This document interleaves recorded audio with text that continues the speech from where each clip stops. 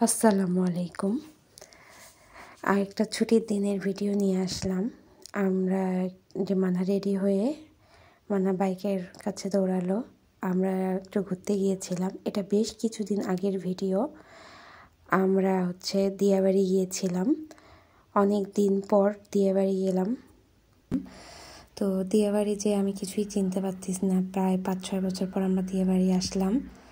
তো আগের কোনো কিছুই নাই। তো এখানে কোথায় আসছি জানি, তো একটু আশপাশেই অবস্থা, আগের সেই সুন্দর লেক নাই, লেকের অবস্থাও খুব খারাপ। তো এখানে হাঁটতে হাঁটতে একটা শিশু পার্কের মতন পেয়েছি, এই ছোট বাচ্চাদের খেলনার কিছু জিনিস আছে। তো এখানে মানা একটু ট্রেনে উঠছিল, তারপর একটু জাম করলো। এই 3টা রাইড ছিল টুকটাক। এখানে একটু মানা খেলাধুলা করলো, খেলাধুলা করে এই যে ট্রেনে, এখানে একটা ছোট্ট ট্রেন আছে, এখানে উঠছিল। এইখানে একটু ঘোরাঘুরি করে একটু খেলাধুলা করে আমরা একটু হাঁটতে হাঁটতে 18 নম্বর সেক্টরে গিয়েছিলাম। ওখানে যাই কিছু খাওয়ার দোকান দেখলাম, লাইন ধরে অনেক খাওয়ার দোকান আছে। তো সেটা আপনাদের সাথে শেয়ার করছি, চলুন। অনেক দোকান আছে এখানে, পিঠার দোকান, তারপরে এখানে যেমন রুটি আর গরুর মাংস, তারপর মোমো, জুসের দোকান, কেকের দোকান, মানে অনেক। একদম পুরো 18 নম্বর সেক্টরে 3 নম্বর 4 নম্বর গেটের সামনের দিকে একদম এই মাথা থেকে ওই মাথায় একদম অনেক দোকান। এই যে এখানে ভাজা পোড়ার দোকান, চা, কফি, বিভিন্ন প্রকার চা। এখানে দেখা যাচ্ছে বিভিন্ন প্রকারের চা তৈরি করছে।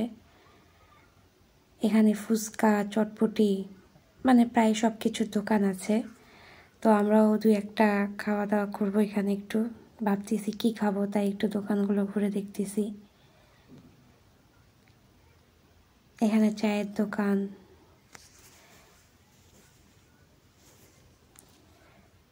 মুড়ি মাখা, ফুচকা, মনে হয় এখানে হোমমেড খাবারগুলোই বেশি পাওয়া যায়। দেখা যাচ্ছে যে অনেকে বাসা থেকে খাবার তৈরি করে নিয়ে এসেছে, আবার কেউ এখানে তৈরি করে দিচ্ছে। এখানে যেমন চিতু পিঠা, পাটিসাপটা, এরকম পিঠার দোকান। এটা একটা অনেক কিছু দোকান আছে এখানে। জায়গাটা ভালোই লাগলো, মানে খাওয়া দাওয়ার জন্য জায়গাটা অনেক সুন্দর। আপনারা যেতে পারেন, ভালোই লাগবে আপনাদেরকে। বিভিন্ন দোকান আছে, যেটা খাওয়ার ইচ্ছা হয় খেতে পারেন, এবং খাবারগুলো সব ফ্রেশ এবং ভালো। এই যে 18 নম্বর সেক্টরে এই ফ্ল্যাটগুলো, এখানে পুরো সেক্টরে ফ্ল্যাটগুলো।